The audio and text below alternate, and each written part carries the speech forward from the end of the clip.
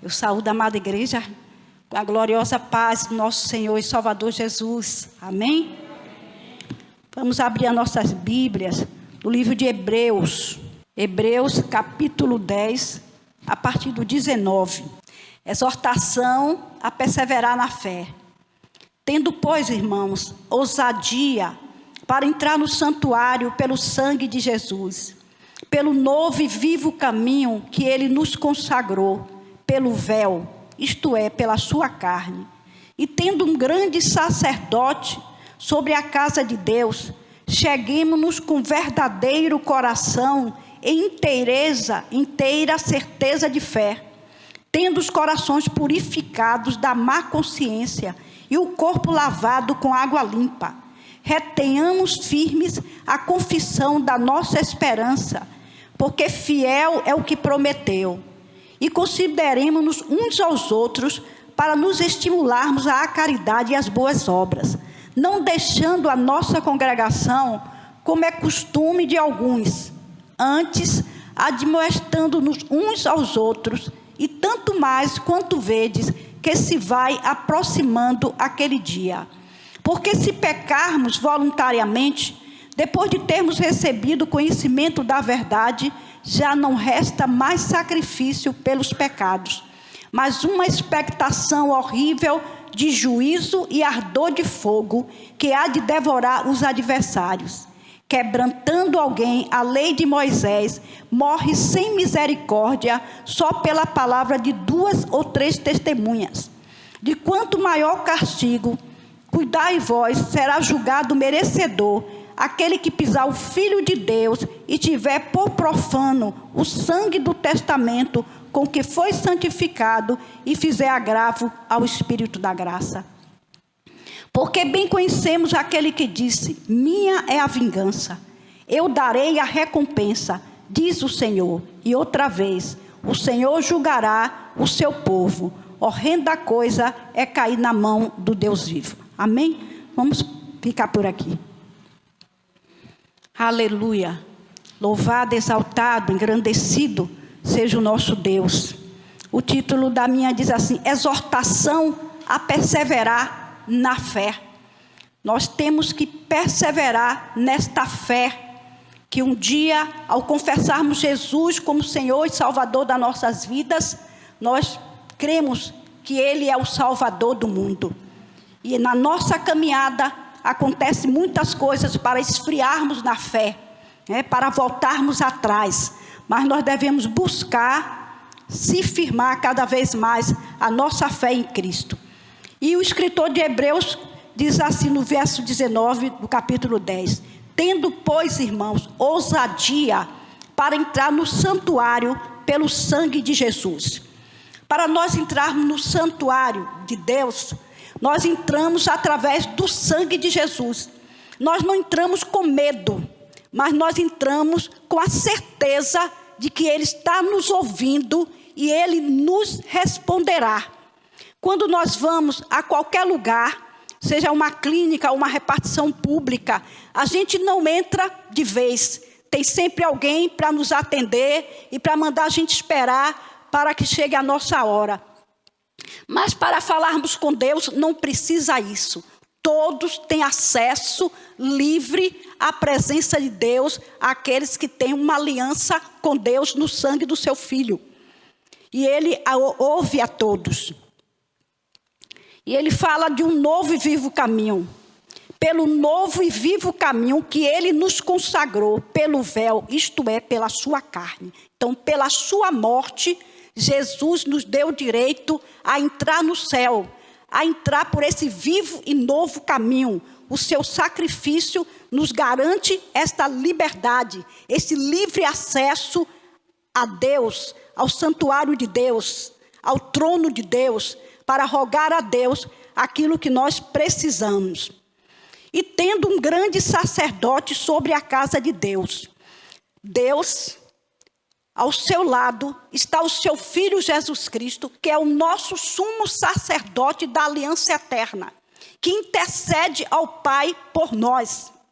E diz um grande sacerdote, no livro de Hebreus 9, 11 e 12, É só voltar uma página, fala assim: mas vindo Cristo, o sumo sacerdote dos bens futuros, quer dizer, de uma eternidade, por um maior e mais perfeito tabernáculo, não feito por mãos, isto é, não desta criação, nem por sangue de bodes e bezerros, mas por seu próprio sangue, entrou uma vez no santuário, havendo efetuado uma eterna redenção. Nós sabemos que o sumo sacerdote, de ano em ano, ia e entrava no Santo dos Santos, oferecia primeiro sacrifício por ele, para o perdão dos pecados dele, e depois para perdão do pecado do povo. E isso ele fazia todos os anos. Mas Cristo veio como sumo sacerdote dos bens futuros, o sumo sacerdote de uma eternidade com ele no céu, por um maior e mais perfeito tabernáculo. Esse tabernáculo está no céu, não foi feito por mãos, não foi feito por esta criação. Então Jesus está lá nesse tabernáculo, à direita de Deus Pai. E o sacrifício perfeito foi feito por Jesus. Ele é o Cordeiro perfeito para o sacrifício, para a remissão dos pecados da humanidade. Então Jesus efetuou uma eterna redenção. Não há outro sacrifício para o homem e ao céu. O sacrifício de Jesus foi perfeito. Aí ele diz no 22, cheguemos com verdadeiro coração, inteira certeza de fé, tendo os corações purificados da má consciência e o corpo lavado com água limpa. Então nós devemos nos chegar a Deus com fé de que Ele nos ouve, com fé que Ele nos vê, com fé que Ele nos ama, com fé que Ele está ali para nos ouvir e para nos dar aquilo que nós precisamos, né? Temos que ter fé, porque sem fé é impossível agradar a Deus. Sem fé não obteremos aquilo que nós precisamos dele. A nossa consciência tem que estar limpa, né? Temos que estar lavado do todo pecado, para que nós possamos chegar até ele e ele nos ouvir. Porque o que separa o homem de Deus é o pecado.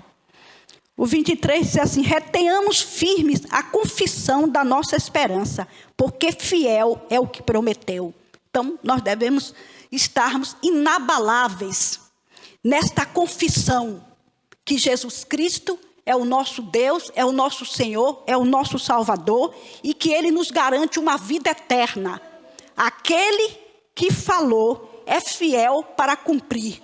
Ele é poderoso, né, para nos guardar e para nos levar no dia em que Ele nos tirar daqui para estar juntamente com Ele.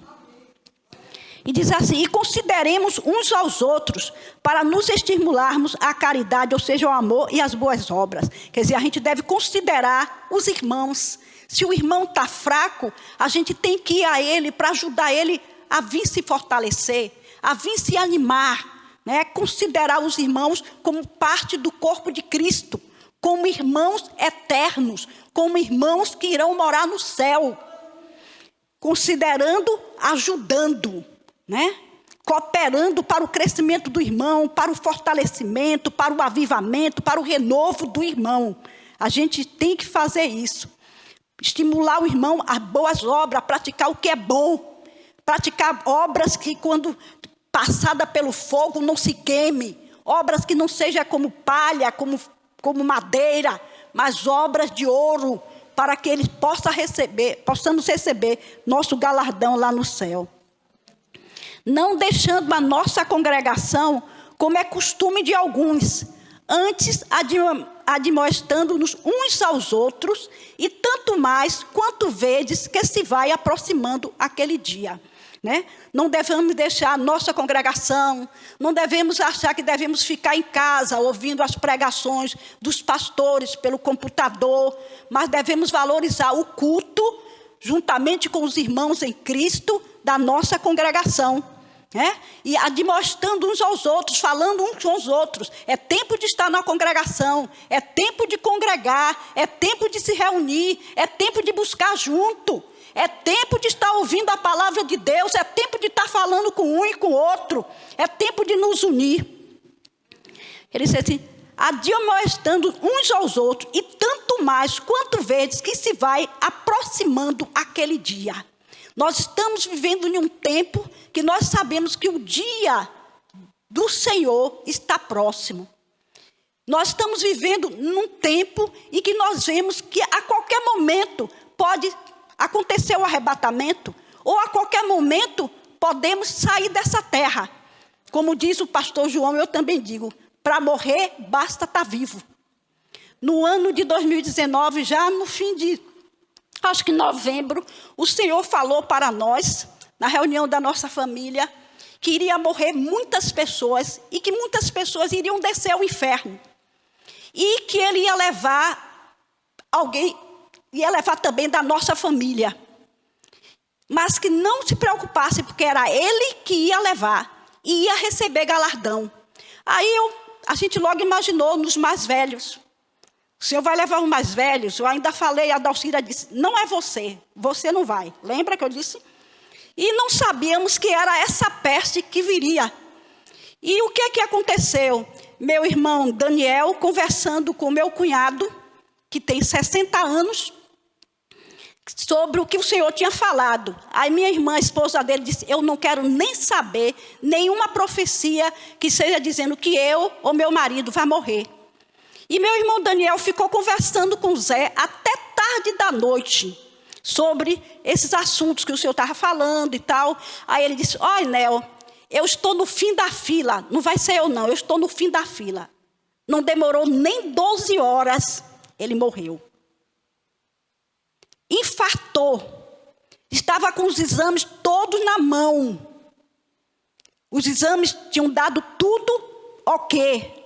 Só estava esperando a pandemia acabar para levar para o médico. Infartou. E a minha irmã disse que ela começou a se sentir mal, uma angústia, uma tristeza. E ela disse, será que é eu que vou morrer? Aí ele disse, não, filha, você está preocupada porque você está longe da família, está se sentindo triste e tal. Mas vamos sair de noite. Aí saíram, né? Eles estão morando lá em Alagoinha. Saíram para se distrair. Aí ela disse, quando voltou, que olhou pela janela, havia uma neblina brilhante, assim, diferente. Aí chamou ele, vinha ver, que neblina diferente, uma coisa diferente. É mesmo, está diferente. Era tudo sinal de Deus. Resultado dele pela manhã era que levava o remédio dela na cama, era um marido excelente. Era que levava o remédio dela na cama e passou do horário, ela se levantou. Antes disso, ela teve um sonho, estava sonhando que uma rosa branca na mão dela se desfazia. Quando ela se levantou para ver, ele estava caído. Tinha infartado, ela gritou, o filho que mora em frente da casa, no apartamento. Quando veio, a SAMU ainda deu massagem, parecia que ele vinha voltar. E o Senhor disse para ela, ele não vai voltar. E o Senhor levou. E o Senhor disse, eu levei. Então, irmãos, nós devemos estar a cada dia vigiando. A cada dia ligado com o trono. A cada dia vivendo uma vida reta. A cada dia como se fosse o último dia. Como se fosse nós o próximo aí. Como ele diz assim, admoestando uns aos outros, e tanto mais quanto vezes que se vai aproximando aquele dia. Às vezes morre aquele que é mais sadio, e aquele que é mais enfermo não morre. Mas nós devemos estar preparados para sair da terra, porque aqui não é o nosso descanso. O nosso descanso é lá na glória. E Deus quer dar descanso ao seu povo. Às vezes tem crentes que o Senhor quer levar, mas é tanta gente orando, tanta gente clamando, tanta gente pedindo, e essa pessoa fica sofrendo na terra, enquanto já podia estar lá, livre de todo o mal. Porque se pecarmos voluntariamente, depois de termos recebido o conhecimento da verdade, já não resta mais sacrifício pelos pecados. Nós fomos salvos por Jesus Cristo, fomos purificados pelo seu sangue, conhecemos a sua palavra. Então, não há como vivermos uma vida de pecado. mas uma vida de vigilância, uma vida de santidade, uma vida de verdadeiros filhos de Deus, que agradam a Deus que é santo. Aquele que disse, sede santo porque é santo. Então, temos que vigiar o tempo todo para não cairmos nesse pecado. Vivemos pecando depois de termos sido libertos, salvos pelo Senhor Jesus Cristo. No livro de Tiago 5, 19 e 20, diz assim: irmãos, se algum de entre vós se tem desviado da verdade e alguém o converter, saiba que aquele que fizer converter do erro do seu caminho um pecador, salvará da morte uma alma e cobrirá uma multidão de pecados. Então, quando o crente ele se desvia, o diabo leva ele a fazer coisas piores, né? Leva a lama, leva ao vômito, e ele pratica tanta abominação aos olhos de Deus, que para ele voltar para o Senhor é algo difícil, mas Deus, pelo seu poder, usa irmãos e consegue trazer muitos de volta e cobrir uma multidão de pecados. Então diz, né? Porque se pecarmos voluntariamente, depois de termos recebido o conhecimento da verdade, já não resta mais sacrifício pelos pecados, porque Jesus já fez o sacrifício. Mas resta o quê? Uma expectação horrível de juízo e ardor de fogo que há de devorar os adversários. Então, só resta para aquele que um dia aceitou Jesus, foi purificado, foi lavado, foi redimido e continuar no pecado, só resta o fogo do inferno. Que esse fogo, Deus não criou para os homens, Deus criou para Satanás e os seus anjos, né? Mas aqueles que se tornarem inimigos de Deus, adversários de Deus, eles irão para o mesmo lugar onde irá o inimigo. O 28 diz assim: quebrantando alguém a lei de Moisés, morre sem misericórdia, só pela palavra de 2 ou 3 testemunhas. No livro de 1 Reis 21, fala sobre Nabote e Acabe. 21. Nabote tinha uma vinha e Acabe era o rei de Israel. E Acabe desejou a vinha de Nabote, né? Diz aqui assim: e sucedeu depois destas coisas, tendo Nabote, o jizreelita, uma vinha que em Jizreel estava junto ao palácio de Acabe, rei de Samaria, que Acabe falou a Nabote, o rei Acabe falou a Nabote, o dono da vinha: dá-me a tua vinha para que me sirva de horta, pois esta está vizinha ao pé da minha casa, e te darei por ela uma vinha melhor do que ela. Ou se parece bem aos teus olhos, dar-te-ei a sua valia em dinheiro. Porém Nabote disse a Acabe: guarde-me o Senhor de que eu te dê a herança de meus pais. O povo de Israel, eles conservavam as suas terras, a herança dos seus pais, eles não vendiam. Então Acabe veio desgostoso e indignado à sua casa por causa da palavra que Nabote, o jizreelita, lhe falara, dizendo: não te darei a herança de meus pais. E deitou-se na sua cama e voltou o rosto, e não comeu pão. Porém, vindo a ele Jezabel, sua mulher, lhe disse: que há? Que está tão desgostoso o teu espírito e não comes pão? E ele lhe disse: porque falei a Nabote, o jizreelita, e lhe disse: dá-me a tua vinha por dinheiro, ou se te apraz, te darei outra vinha em seu lugar. Porém ele disse: não te darei a minha vinha. Então Jezabel, sua mulher, lhe disse: governas tu agora no reino de Israel? Levanta-te, come pão e alegre-se o teu coração. Eu te darei a vinha de Nabote, o jizreelita.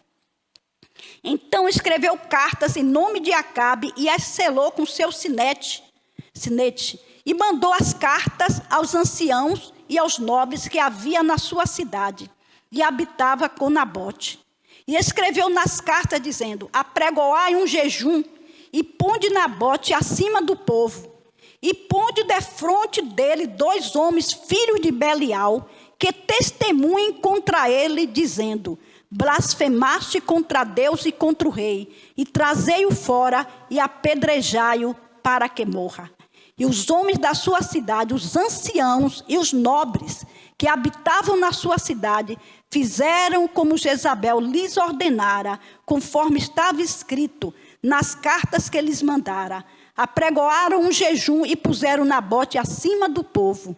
Então vieram 2 homens, filhos de Belial, e puseram-se defronte dele. E os homens, filhos de Belial, testemunharam contra ele, contra Nabote, perante o povo, dizendo: Nabote blasfemou contra Deus e contra o rei, e o levaram para fora da cidade, e o apedrejaram com pedras, e morreu. Quer dizer, a pessoa não tinha nem como se desculpar, ou dizer que não fez.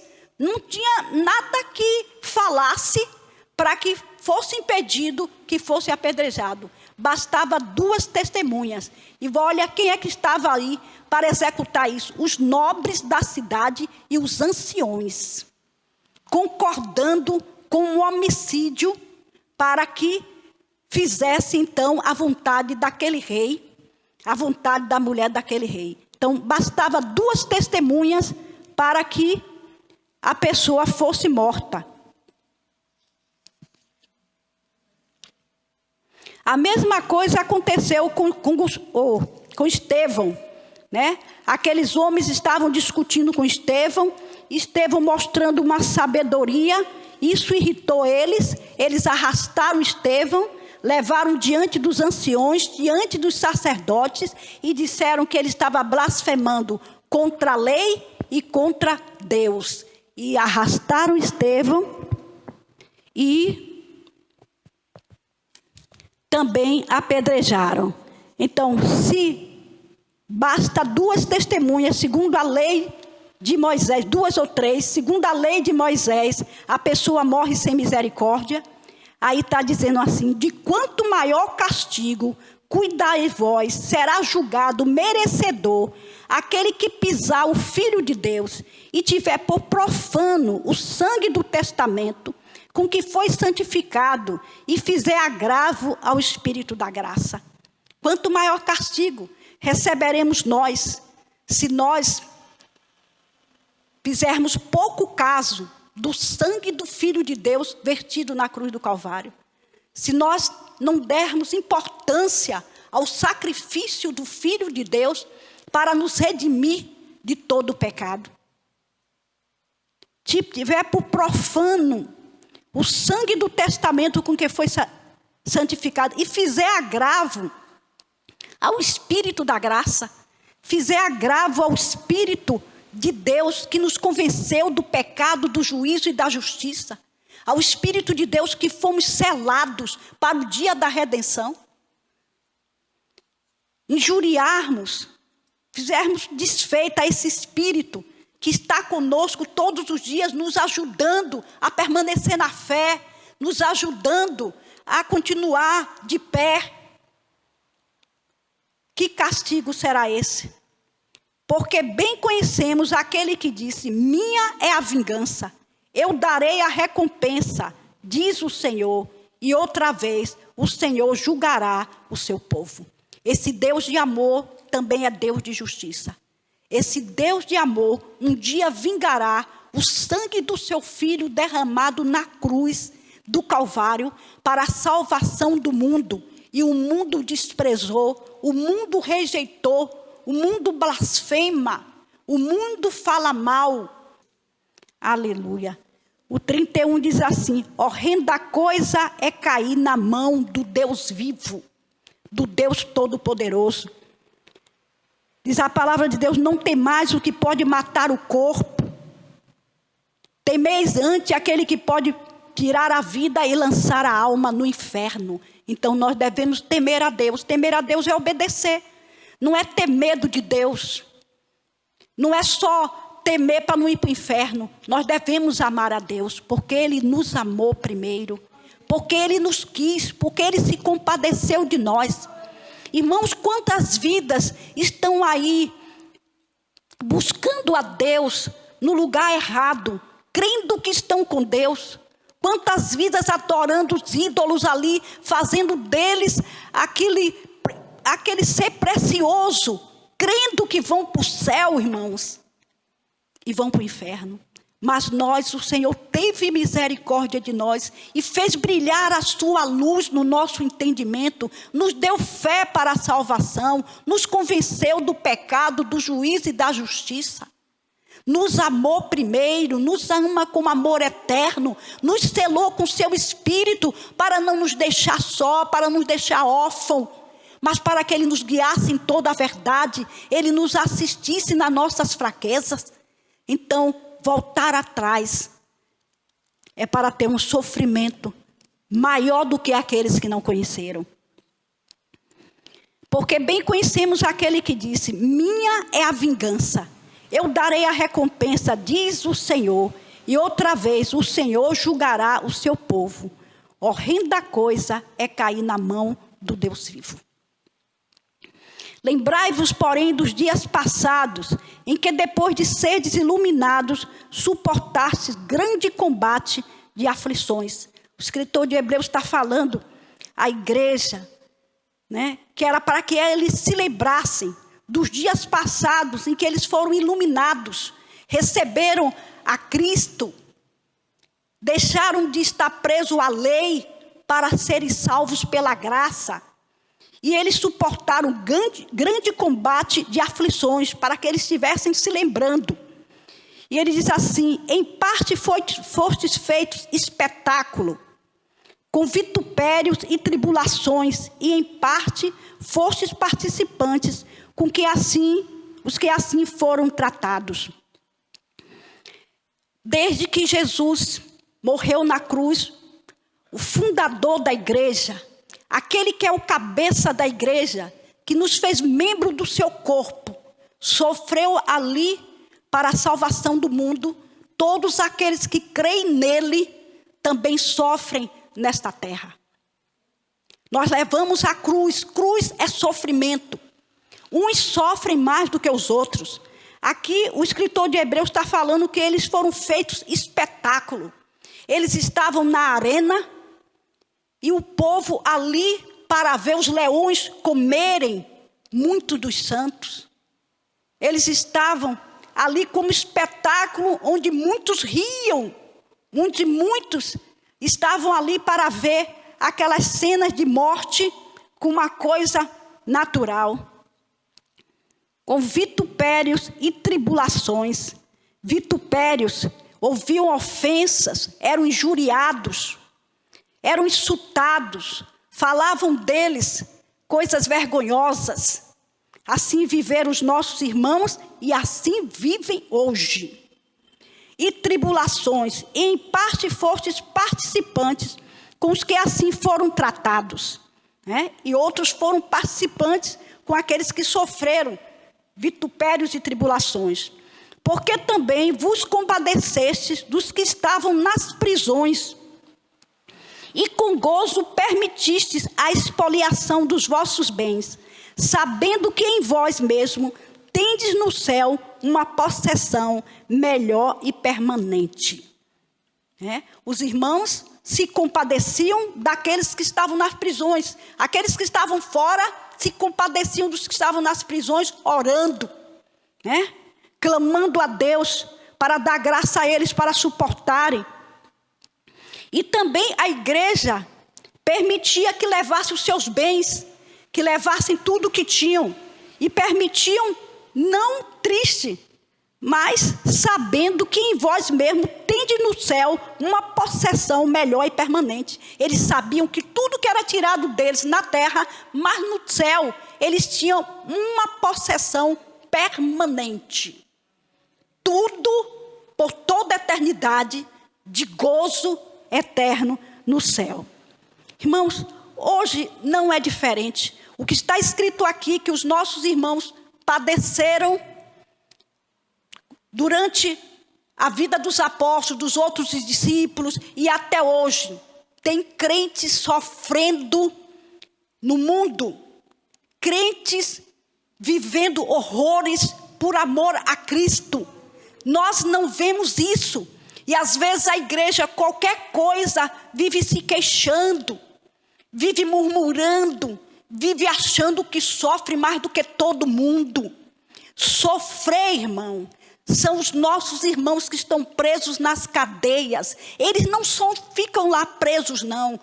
Quase todos os dias eles sofrem espancamento.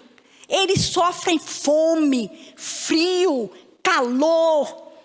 Tudo que o homem mau pode imprimir na vida de um servo de Deus, para ele abandonar o evangelho, eles fazem. O pastor João, ele fala sempre numa preocupação com o comunismo. E eu estava lendo um livro onde um irmão, na Romênia, quando a Romênia era comunista, e o comunismo entrou na Romênia, e as igrejas que os pastores não queriam viver segundo o Estado, aquilo que o Estado queria que pregasse, esses pastores eram perseguidos e eram lançados na cadeia. E esse homem fala dos espancamentos que eles sofriam, mas eles estavam ali amando aqueles que espancavam eles. Ele falando que uma certa vez estavam espancando um com cacete na cabeça e o outro foi para socorrer e foi metralhado. Melhor para esse que foi metralhado, que subiu logo para o céu. E que eles faziam todo tipo de tortura, mas eles estavam ali amando os comunistas, amando aqueles homens que maltratavam eles. E ele ainda conta que um dos homens da polícia secreta estava junto de um homem que ia ser morto e deram a oportunidade a ele de conversar com a esposa, de se despedir da esposa. E ele dizia para a esposa: ame estes que vão me matar. Não deixe de amar eles, porque eu vou morrer amando eles. E esse soldado do exército comunista ouviu estas palavras e ele se converteu a Jesus. E esse homem disse que muitos dos carcereiros depois se convertiam a Jesus, em ver eles sofrerem e mostrar o amor de Deus para eles. Sempre amando. Um outro foi lançado dentro da cadeia, todo melado de sangue, que tinha passado por um espancamento, um pastor. E aí se levantaram os presos, que não eram crentes, para falar mal dos comunismos. E ele, todo melado de sangue, dizia: não falem mal deles, não falem, amem eles, vamos orar por eles. O amor estava na vida daquelas pessoas. E hoje o que é que a gente se vê na igreja brasileira? Qualquer coisinha é motivo de zanga com o irmão. Mas o sofrimento fazia aqueles homens a se chegarem a Deus, a se voltarem para Deus. Eu deixei aqui uma partezinha só para ler do que ele fala. Na prisão chamada de Bonifácio, os comunistas fraturaram a cabeça de prisioneiros cristãos com macetes e espancaram outros com barras de ferro. O resultado, 70 feridos gravemente e 2 mortos. Um dos mortos foi o pregador Geraldo Alvarez. Suas últimas palavras foram: Pai, perdoa-lhes porque não sabem o que fazem. Um de seus companheiros, Henrique Correia, tentou ajudá-lo, mas foi atingido por uma rajada de metralhadora, morrendo também no local. Todo mundo livre está sob a ameaça eminente da ocupação pelos comunistas. Angola, antiga colônia portuguesa e um dos mais ricos países africanos, que nos últimos 8 anos triplicou suas exportações, e Moçambique, além de uma dezena de outras nações africanas, caíram nas mãos dos guerrilheiros comunistas, financiados e ajudados por modernas armas russas. Em Angola, 12 a 15 mil soldados cubanos, olha Cuba aí, assassinaram 20 mil negros em apenas 5 dias.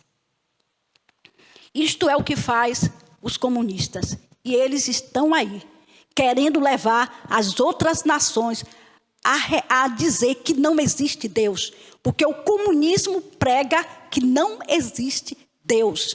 E ele diz, apesar de ter muitos grandes que creem em Deus lá no meio do comunista, mas se calam, mas ficam calados, e eles até cooperam com os crentes para dizer aonde a polícia vai dar batida. E aí tem muitos que têm o livramento. Então, meus irmãos, vamos continuar nesta fé, vamos perseverar na fé, vamos buscar o Senhor para que a liberdade que o Brasil tem e as outras nações que ainda têm liberdade, têm democracia, continue. Porque a vontade do comunismo é que todas as nações sejam iguais a eles. Porque quem está por detrás do comunismo é Satanás. Porque eles pregam que não existe Deus. Eles são ateus, né? Nós vemos aí, quem acompanha a reportagem, o rapaz de lá da Rússia, que é opositor a Putin, né? Foi envenenado e foi parar lá na Alemanha, e lá descobriram que ele foi envenenado. Agora está Putin, ou Putin, não sei, dizendo que ele podia voltar para lá, que não ia acontecer nada a eles, né? Nós estamos vendo aí também a Bielorrússia, que estão o presidente lá há 26 anos, e o povo não quer mais ele governando, e ele já foi lá pedir dinheiro emprestado ao da Rússia para agir na economia. Um dia desse, a Bielorrússia, que deixou de ser comunista, pode voltar a ser comunista. Aliás, ele já tem um ditador, né? Esse é o mundo que está um caos, e o que o inimigo trabalha cada vez mais para que ele seja insuportável de se viver. Então ele diz assim, não rejeiteis, pois, a vossa confiança, que tem grande e avultado galardão. Não rejeite a sua confiança em Deus, porque Deus tem para nós um grande e avultado galardão. Aleluia. Continuemos na fé, agradecendo a Deus por esta tão grande salvação, agradecendo a Deus porque o seu nome está escrito no livro da vida. Porque necessitais de paciência, para que depois de haver feito a vontade de Deus, possais alcançar a promessa. Nós necessitamos de paciência, para não murmurar quando a dor vier, quando for machucado, não murmurarmos, mas termos paciência, aguardando no Senhor, para que nós possamos alcançar a promessa de morar no céu. Porque ainda um pouquinho de tempo, e o que há de vir, virá, e não tardará, né? Mas o justo viverá da fé, e se ele recuar, a minha alma não tem prazer nele. Deus bradou do céu quando o seu filho estava na terra, este é o meu filho amado, em quem me comprazo. Deus quer ter prazer em nós, ele quer se alegrar com o nosso viver, com a nossa vida dedicada a ele, de serviço a ele, de gratidão a ele por esta tão grande salvação. Nós, porém, não somos daqueles que se retiram, que voltam atrás, se retiram para a perdição, mas daqueles que creem para a conservação da alma. Amém? Vamos continuar crendo no Senhor, para que a nossa alma não se perca, mas possamos ver os nossos irmãos, tanto os mártires, como aqueles que morreram sem ser mártires e perseveraram até o fim, seguindo esta palavra. Amém? Eu agradeço pela oportunidade. A Deus. A graça do Senhor e Salvador Jesus Cristo, o amor de Deus, o nosso Pai, e as consolações do Espírito Santo, assim permaneçam nas vossas vidas, e digamos amém.